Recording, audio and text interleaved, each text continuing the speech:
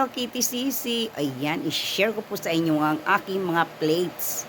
Mga Hello Kitty plato na Japan collection ko. Ayan. Babasagin po siya si Hello Kitty. Ayan. Ayan. Babasagin po siya. Ang cute ni Hello Kitty. Oh, di ba? Oh. Ang cute ng design. Tapos eto, medyo maliit lang siya. Yan, tuwing nakakakita ko ng Hello Kitty, hindi ko na siya pinakakawalan. Talagang, ayan, nabibili ko siya doon sa mga second hand na bilihan ng mga kung anong anik-anik. Pag nasipat ko si Hello Kitty, ayan, hindi na talaga makawala sa paningin ko si Hello Kitty. Ayan, babasagin po siya.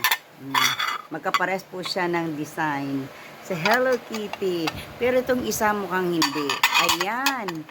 Oh, di ba? Oh. Di ba? Ah, pareho.